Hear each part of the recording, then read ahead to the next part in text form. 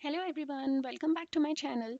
Today's video will explain the step-by-step procedure of applying e-visa for India. So without wasting any further time, let's get started. Open a Google tab and search for India visa online and hit enter.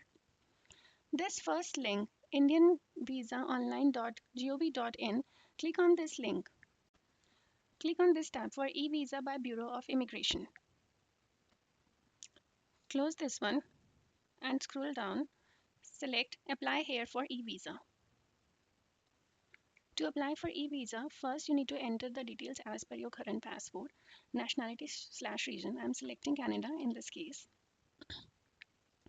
It is asking for a confirmation that you have selected Canada as your nationality/region. Click on OK.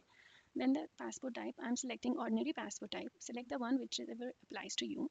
Port of arrival, you can either select seaport or airport. For the sake of this video, I'm selecting Delhi airport.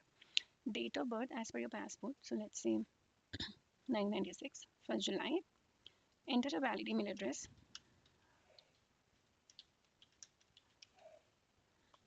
Confirm your valid email address. Now you need to select which type of e-visa you need, for 30 days or for 1 year. The difference between these two is for 30 days you can stay in India only for 30 days and you can only enter India twice in those 30 days. Whereas for the visa of 1 year the visa is valid for 1 year and you can enter India multiple times with a maximum validity of 90 days, except for US, UK, Canada, and Japan, whose citizen can stay for 180 days at a stretch maximum. So for this video, I'm selecting e-visa 1 year. Click on OK and select the appropriate category. I'm selecting meeting friends and relatives. Scroll down and enter the expected date of arrival. So let's say we are going in October, let's say 15th of October, and then enter the captcha.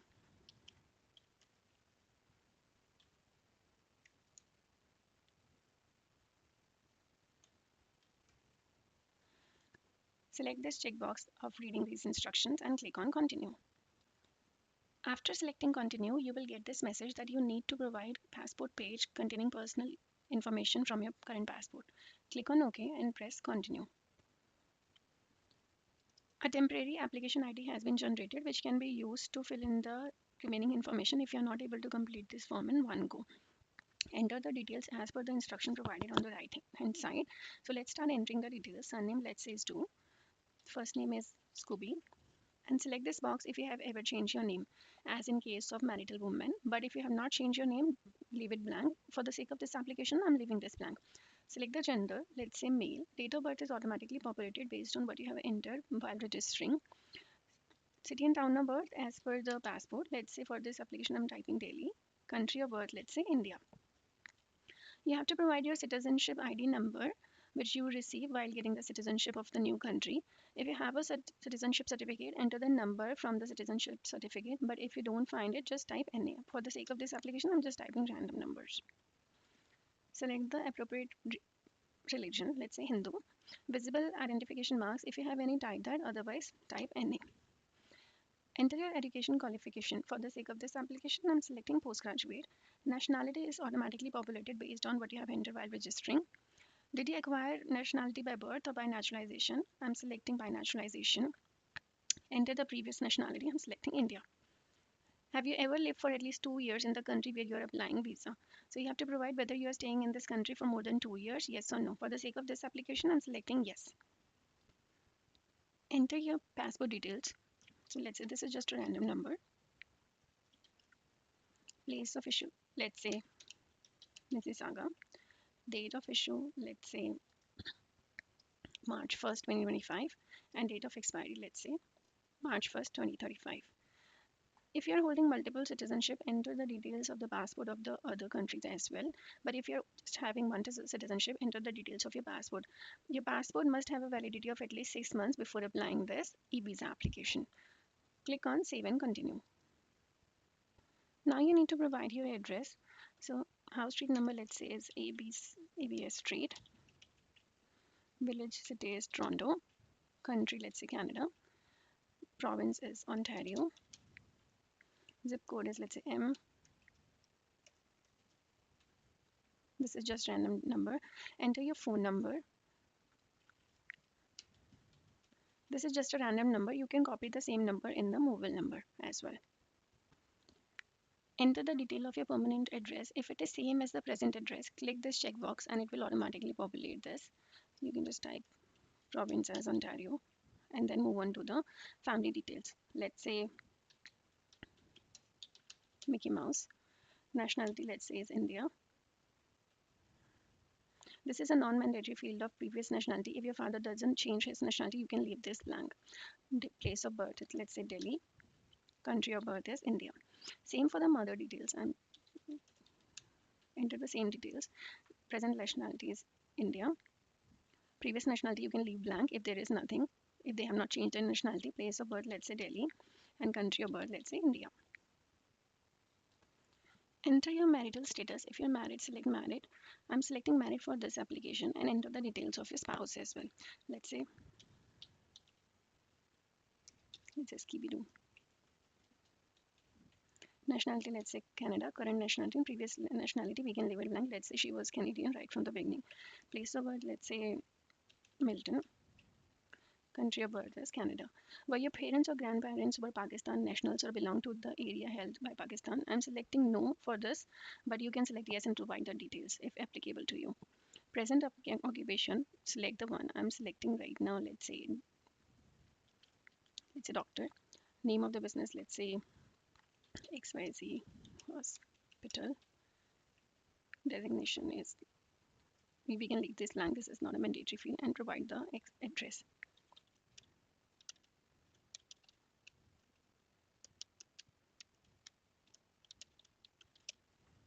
This is just random details. Enter the phone number of your employer if applicable. You can also leave this blank and you can also select the mass of occupation if you have changed your occupation. For the sake of this application, I'm leaving it blank. Were you in a military service? I'm selecting no for this application and click on save and continue. Type of visa, e-visa is automatically selected. Visa service is also selected based on what you have selected while registering. Places to be visited, I'm putting Delhi for this application as well as Haryana. Have you booked any hotel room? Since you are visiting relative, you'll be staying at their place. I'm selecting no for this application. If you will select yes, you need to provide the details of the hotel and the tour operator as well. So I'm selecting no for this application. Since you have selected meeting friends and relatives, you need to provide the details of your friends and relative. Just enter the name of your relative, let's say Hariram. Address, let's say state, let's say Delhi. District is Delhi. Phone number, enter a valid phone number. This is just random. Duration of visa is automatically populated. Number of entries is multiple since it's a 1-year visa. Port of arrival in India is Delhi Airport and enter the exit port, which will be, I'm putting Delhi Airport in this case as well. In this section, you need to provide the details of the visa on which you have traveled to India before in the past. If you have not visited India on any visa, keep this as no. But if you have been to India before, you need to provide all the details of the address where you stayed at during your last visit, cities you visited, the visa number which you had. Since we are, if you don't have the visa previously before, select no and continue. Have permission to visit or extend stay in India, previously refused. I'm selecting no on this. Enter the countries which you visited in the last 10 years. Let's say United States of America, and you can add more countries as well. Let's say Russia. Have you ever visited SAARC countries during the last 3 years? SAARC countries include Afghanistan, Bangladesh, Bhutan, Pakistan, India, Maldives, Nepal, and Sri Lanka. If you have not visited these countries, select no. If yes, provide the details as well. For the sake of this application, I'm selecting no. Now you need to provide the references in India as well as in Canada, so that they can contact in case of any emergency. So let's say Goofy Doo. Address, let's say, is 45 Street. State, let's say Delhi.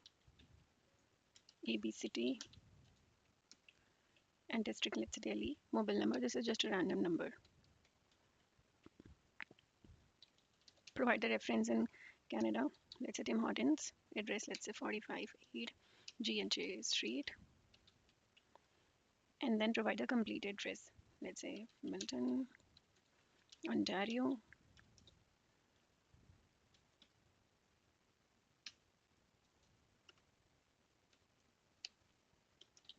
Canada.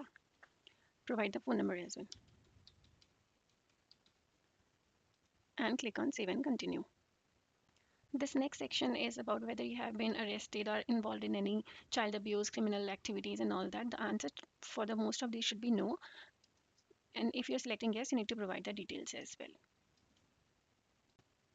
After marking the appropriate answer, check this box to confirm that you have provided all the necessary information and this is correct to the best of your knowledge, and click on save and continue. On this page, you need to upload your photograph, which has to be your face photograph with these dimensions as per the guidelines. As you have seen that I have already uploaded the picture, click on upload photo. On this page, you can resize the picture if it is not coming in the box. So drag and see how it is coming to resize. As you can see, my picture is perfectly uploaded. I'm leaving it as it is and click on crop and save. This is how your photograph will look on the e-visa. If you're satisfied with it, click on save and continue, or if you want to upload the image again, you can click on this button. I'm clicking on save and continue. Now you need to upload the front page of your passport containing the personal information in the PDF format with this size. Make sure the details of the passport is same as what you have provided while filling this e-visa application and the picture is clear, the PDF is clear with all the personal details. Click on upload document button to upload the passport. As you can see, the document has been uploaded. You can click on the view button to view the PDF which you have uploaded for the passport, as well as re-upload the passport if the image is not clear. After uploading the passport, click on I have verified all the information and click on confirm. After confirmation, it will show you all the details which you have entered while filling this application for e-visa. Verify all the details, and once everything is correct and up to your understanding, scroll to the bottom of the page.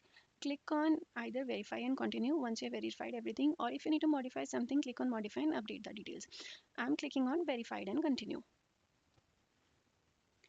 Once you verified and continue, it will generate the application ID and it will also show you how much is your visa fee. In this case, it is 40 USD. Click on OK.